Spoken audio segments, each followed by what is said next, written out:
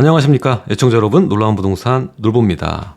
제가 어제 라이브에서 전세자금 대출 조건부 전세자금 대출에 대한 이 중단 사태에 대해서 다뤘는데 또 속보가 하나 들어왔죠. 전세대출 보증 비율을 낮춘다라는 내용입니다.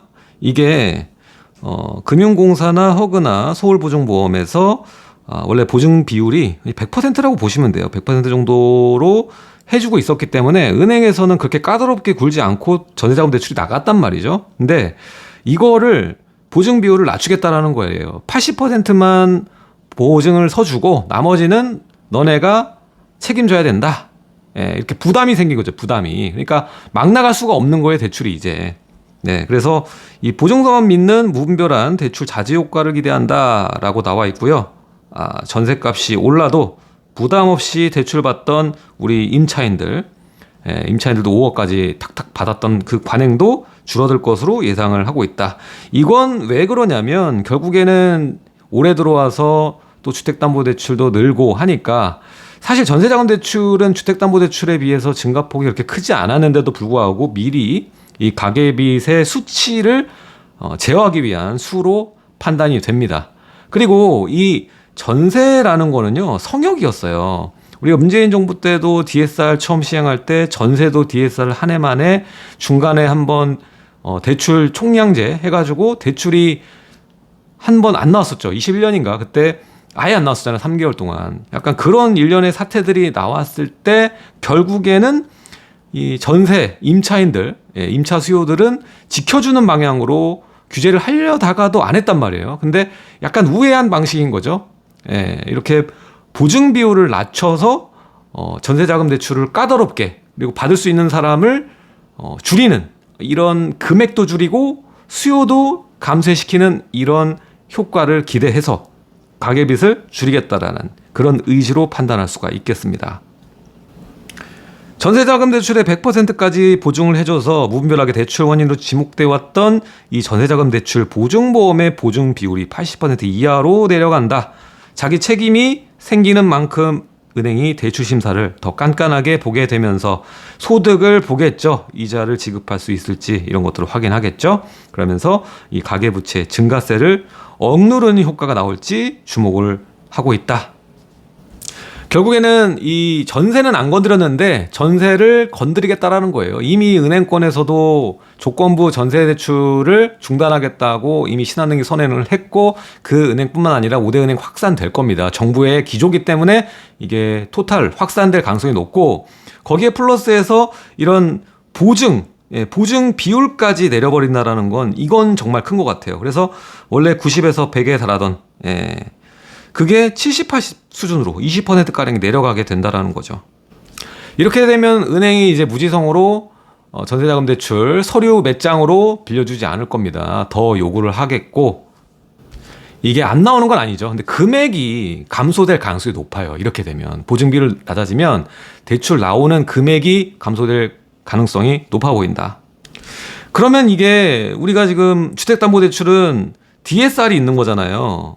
DSR. 거기다가 이제 9월부터는 스트레스 DSR 적용돼가지고 대출 받을 수 있는 폭이 줄어들고 거기에 어제 또 라이브에도 말씀드렸지만은 이 반공제까지 하면서 대출 금액이 대폭 줄어들 가능성이 높다라고 말씀을 드렸는데 전세 성역이 아니라 전세도 이제 DSR 효과를 가질 수 있게끔 이렇게 보증 비율을 낮춰서 전세자금 대출이 나오는 금액이 감소되는 가능성이 굉장히 높아 보입니다. 자, 여기도 나와 있지만은 임차인이 전세 사기 등으로 보증금 못 받는 상황에 대비하는 이 전세금 반환 보증 요거랑은 다른 거예요. 지금 126% 룰 때문에 난리인데 이게 140 곱하기 90이잖아요. 근데 이게 80으로 되는 그런 게 아니에요. 그래서 이거 보고 뭐 광분하고 그러시는 분들 지금 몇 분 계신데 이거 아닙니다. 단기간에 지금 뭐 두 달 만에 6월, 7월 그리고 8월 지금 오고 있는데 이 두 달이 거래가 엄청 나왔죠. 7,000건 넘게. 그리고 지금 이것도 9,000건 가량 집계가 되기 때문에 집값이 엄청 뛰었어요. 단기에 거의 5억, 10억이 두 달 만에 뛰어버렸거든요. 그러니까 정부에서도 심기가 불편하고 어떻게든지 제어해서 수치를 낮추려는 준비를 하고 있는 겁니다. 그래서 이미 대출 가산금리 계속 올라가고 있고 지금 이제는 거의 이제 4%대로 올라와 있는 상황이에요. 그래서 지난 상반기 3, 4, 5, 6, 7과는 하반기는 분위기는 달라질 가능성이 높습니다. 이렇게 금융 압박이 들어가면은 이거를 무시하고 시장이 추세를 가져가지 않아요. 무조건 주춤하게 돼 있거든요. 주춤하게 돼 있습니다. 게다가 이 주춤하는 게 이런 대출에 대해서 금리를 올리고 대출 가능 금액을 줄이는 이런 직접적인 규제를 하는 방향도 있지만 지금 이것처럼 전세자금 대출에 대해서도 직접적인 DSR을 거는 건 아니지만 우회해서 이런 보증 비율을 낮추면서 가능한 까다롭게 만들면서 원활하지 않게끔 유동성 공급, 전세도 유동성이거든요. 예, 전세금이 올라가면, 전세가 가파르게 올라가면 또 이게 매매 상승으로 이어질 수 있습니다. 그래서 제가 이번 하반기는 본격적으로 전세가 상승할 거고 거기에 대해서 그 유동성 그리고 시장의 그 어느 정도의 에너지가 증축된 다음에 바로 내년에 그 에너지가 다시 올라올 거다. 뭐 이런 얘기를 드렸었는데 지금 그 밑단의 유동성을 지금 잠그고 있는 거라고 보시면 돼요. 그래서 전세와 주담대 모두 틀어 막기 위한 최대한 이슈를 안 만들면서 억압하기 위한 그런 방향이라고 보시면 될 것 같아요. 자, 이 많은 분들이 대중적으로 봤을 때 기사도 보면 나오지만 전세자금 대출을 없애야 된다 이렇게 하시는 분들도 있어요. 확실히 전세자금 대출이 나오고 나서 전세가가 좀 더 빠르게 올라온 것은 맞습니다. 예전 이명박 때부터 이제 대출 시작돼 가지고 이 금액이 계속 올라왔고 지금은 현재는 5억까지 빌릴 수가 있죠.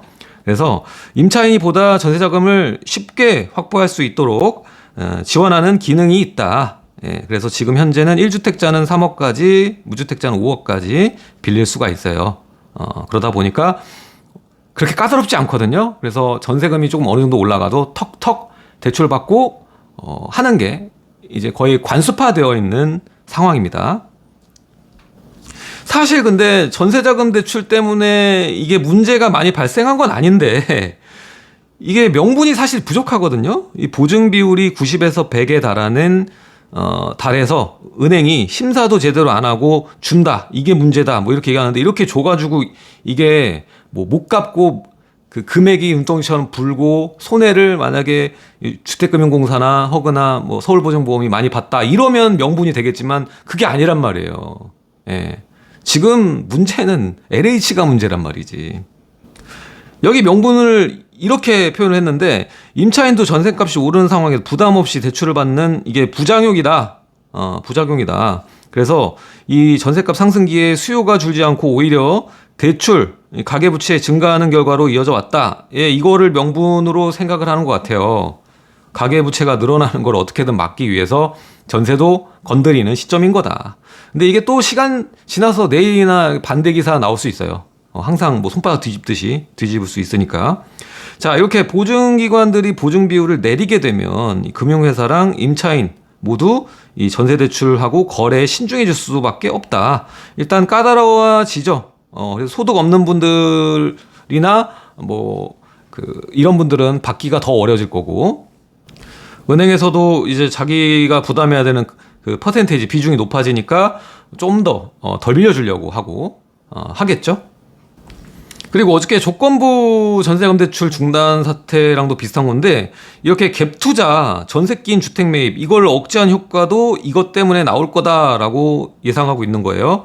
그래서 갭 투자하는 주택 구매자, 임대인, 전세 대출 보증 당사자는 아니지만 임차인이 전세자금 확보하는 게 어려워지고 까다로워지면은 임대인도 전세에 맞춰서 잔금하기가 이거 잔금일 못 맞추는 거 아니야? 이렇게 어려워질 수 있는 애로사항. 그리고 전세금이 예상만큼 올라주지 않아서 내 돈이 많이 들어가야 되는 그 부담 때문에 갭 투자 자체를 안 한다라는 걸로 풀이를 할 수 있다라는 거죠, 지금. 자, 여기 보면은 전세대출 보증 비율을 낮추면 과도한 전세보증금이 차주나 빌린 임차인이죠. 국가경제 차원에서도 상당한 위험 요인이라는 것을 알리고 가계부채에 대한 경각심을 높인 효과도 기대할 수 있다라는데 이게 왜 위험하다는 거예요, 대체? 이게 왜 위험하다는 거지? 자, 보세요. 주택담보대출은 원리금을 내야 돼요, 원리금. 근데 전세자금 대출은 거치식이에요. 이자만 내면 된다고요. 그리고 이 보증금은 어디로 가요? 임대인한테 간단 말이에요. 임대인한테. 그럼 임대인이 문제가 발생하는 것 때문에 문제가 생기는 건 모르겠지만 임차인이 문제를 내진 않는다라는 거지. 임차인이 이자를 못 갚는 거 최대 5억이라고 칠게요. 그러면 한 40만 원 쳐. 그럼 한 200만 원 돈이죠. 최대로 쳐봐야. 예? 그 200만 원 돈을 못 갚을까봐 이게 사회 경제 차원의 상당한 위험 요인이다라고 할 수 있을까요? 이거는 사실 변명이고 전세가를 어느 정도 제어하고, 그러니까 가계부채 총량 자체를 제어하기 위해서 대출을 쉽게 못 받게 하기 위해서 덜 나가게, 그리고 어렵게 만드는 거예요 지금. 근데 전세라는 이 그 성역을 지금 이제 건드려 보는 거예요 우회에서. 근데 이게 또 아까도 말했지만 손바닥 뒤집듯이 난리가 나면은 뒤집어질 수 있다라는 거 다시 한번 말씀드리겠습니다. 이게 가계부채 문제가 아니에요 사실. 이게 문제가 아니야. 그리고 보증기관들이 전세 보증 문제로 지적돼 왔던 사안도 이번에 점검한다라는 건데, 이게 문제로 지적돼 왔던 게 과연 있을까? 이건 지금 억까 같아요. 억지로 까는 것 같아요. 자, 이 사실상 정부가 보증하는 제도인데 세 개 기관 모두 임차인에 대한 소득 기준이 없다. 예. 그리고 1주택자도 받을 수 있다. 이거는 명분이 있지. 1주택자는 주택이 있는데 받으니까. 근데 이것도 1주택자도 왜 이 사람들은 3억까지 해주는 거예요? 뭐 어쩔 수 없이 주거 이전을 할 수 있는 거잖아요. 그런 분들은 1주택자는 투기자라고 볼 수 있습니까?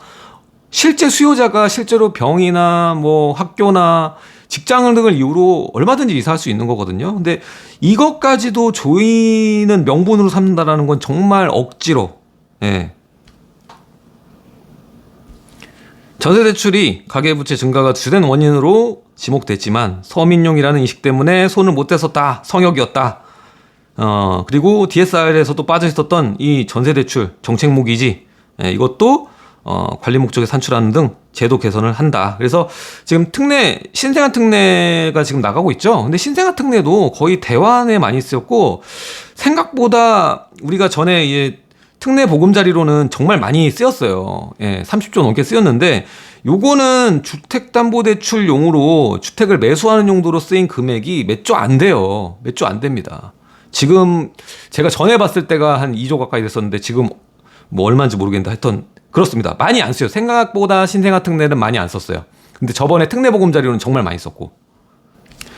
그러니까 중요한 거는 뭐 대출 때문에 신생아를 낳지 않는다라는 거죠. 신생아가 그만큼 별로 없다라는 뜻도 되고요. 이런 상황에서 신생아 특례를 건드릴 이유는 없다. 그리고 신생아 특례 때문에 지금 뭐 상급지가 올라가는 게 아닙니다. 예.